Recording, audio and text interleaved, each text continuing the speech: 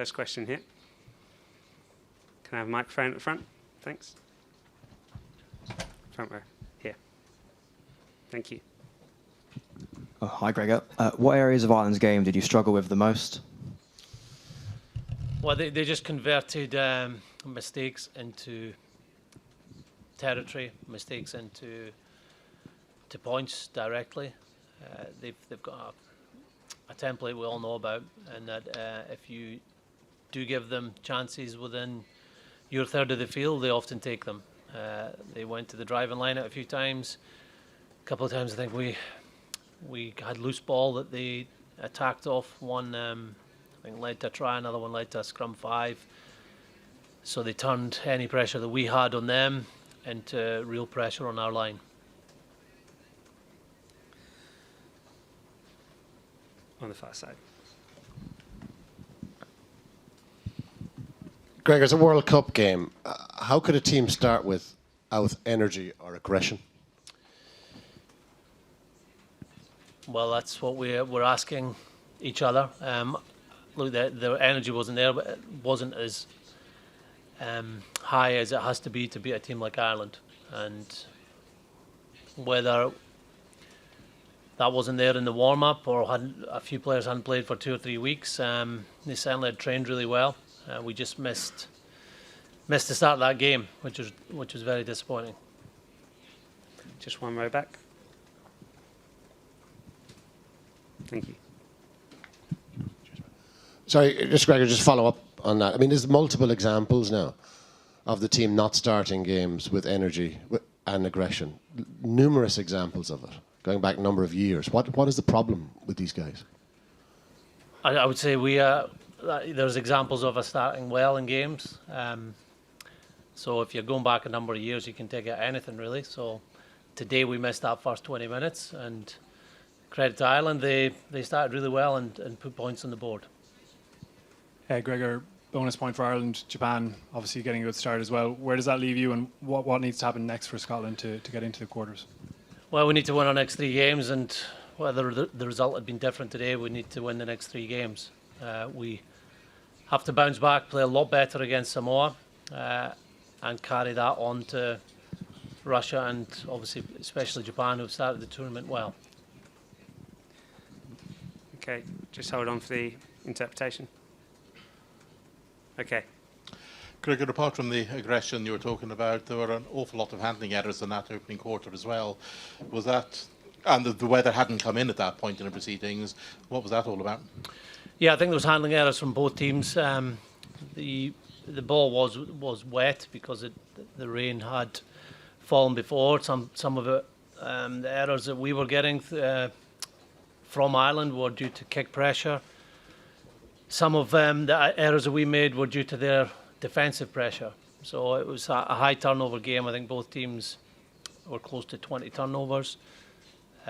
Partly weather, partly due to good defence. Thank you. Just a second.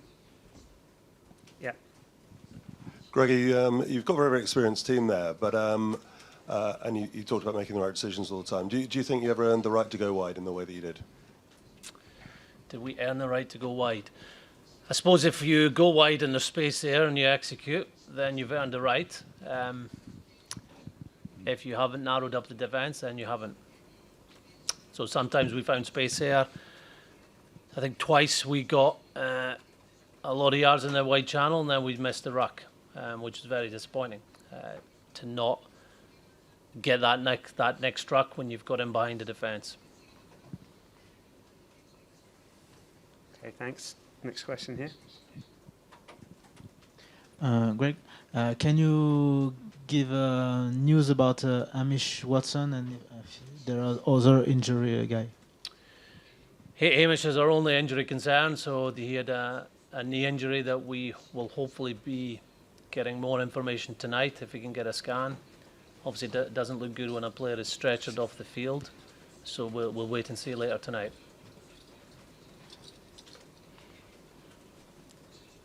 Is there a question here?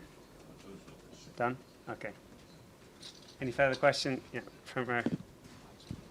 Here, please. Microphone in the front row. Thank you. Gregor, there was a sense that Ireland were holding something back for this World Cup. Did they do anything that surprised you tonight? No, they played very well, and they'd played really well in the last two games. To go to Wales and win a game with a mixed team showed their strength and depth, and then to win at home comfortably against Wales shows what a quality side they are. So they played to their strengths. I don't think it was probably the weather conditions to have a three-phase play that they've maybe been looking to bring out. They were effective with the line-out drive. That got them penalties and it got them scores on the board. So they obviously worked really well in the set piece, and they made the most of their possession in our third of the field. Okay. Gregor, just on Hamish, obviously rotten luck for him to be injured at this time because he's obviously been back into good form, hasn't he? Yeah, I think it would be bad luck for any player if he misses the World Cup. We had a player that missed out on selection 2 or 3 weeks ago in Sam Skinner, but we've always known or presumed that there will be people that will miss the World Cup after each game that we play. And let's hope that's not the case with Hamish. The good news is Jamie Ritchie will be available for our next game. He's back in full training, so if Hamish does miss that game, at least we have Jamie who can play open side available, and I thought Fraser Brown did a good job at open side when he came on today. And any concerns with the clean out that led to the injury, or how do you see that? I didn't really. I saw one angle. Obviously, there was two bodies heading from either side, but I didn't look into more depth than that. Just obviously the severity of his injury. We're waiting to see that news. Okay. Gregor, if Hamish doesn't make it, would Magnus come into your thinking as a replacement? Yeah, Magnus obviously still in Japan, and we held on to him just in case we didn't have any luck with injuries this weekend, and the likes of Blade and Jamie hadn't came through training this week. So if Hamish was to miss out, then Magnus would be the obvious replacement. Okay, we'll come here on third row, and then we have time for one more after that. Gregor, it'll obviously take you some time to properly analyse tonight, but at the moment, what's your overriding emotion? Is it anger? Is it disappointment? And is there general concern about how you change things going forward? There's disappointment. Obviously, when you are part of a squad that is building up for the first game and you don't play your best, then you're disappointed. The players are very disappointed. We didn't show our best version of ourselves tonight. I've seen that in training. I've seen that in the last 2 or 3 games. But when you don't do that against the best teams in the world, they will punish you. Now, the World Cup has just begun, and we have to play much better in our next three games if we're going to make it out of our pool. But I believe in the squad that they will bounce back and be much better against Samoa in 8 days' time. Okay, final question.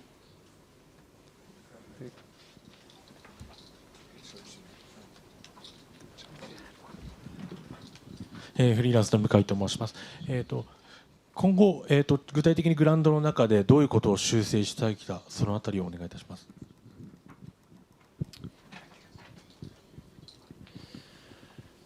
Well, we have to be more accurate.